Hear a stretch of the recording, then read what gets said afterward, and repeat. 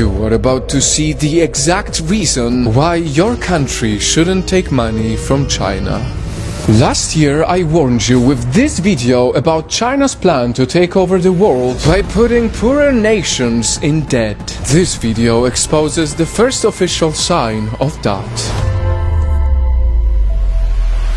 By now, everyone knows that countries take money from China, but not everyone knows the true scale of that. According to research, there are 165 countries that have debt to China. That is literally almost the whole world. And all of this money taking officially makes China the #1 creditor in the world.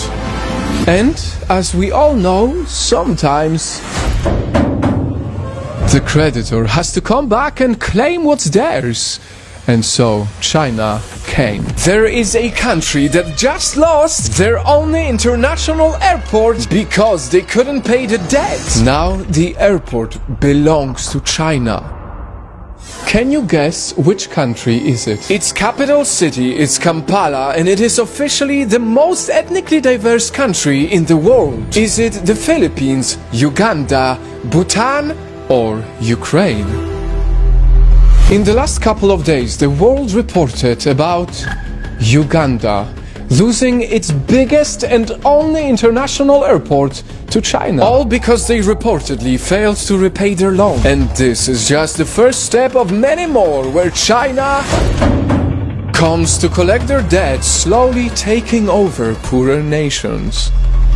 And that is exactly why last year I made this video saying why your country shouldn't be selling out to China. Because when a country borrows money to fund a specific project and later on they are not able to pay, they have to give China one by one their properties, assets, buildings, lands, and as crazy as it may sound, one day even their country.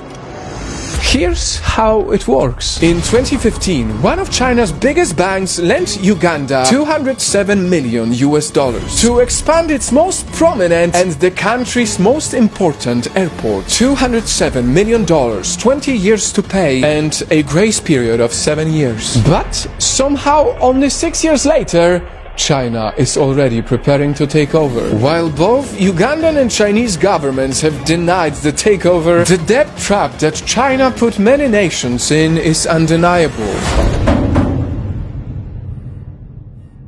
I have said it many times, and some people say that I exaggerate, but it is very clear that the Chinese Communist Party has a long-term strategy to slowly buy out the world. Things like this have been happening for a while now. For instance, in 2018, Sri Lanka, which owed China billions of dollars because they failed to pay their debt, they were allegedly forced to give their international port and 15,000 acres of their land to China.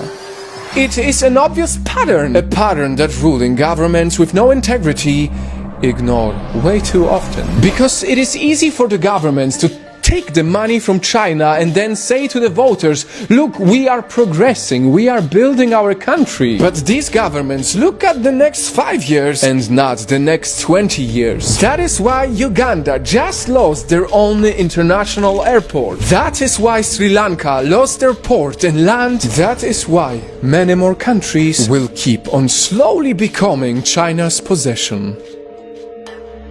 And so, Night Fam, I encourage you to do some research and check how much money does your country owe China. Chances are, if we don't stop our leaders from selling out, our children will be living in the global republic of China.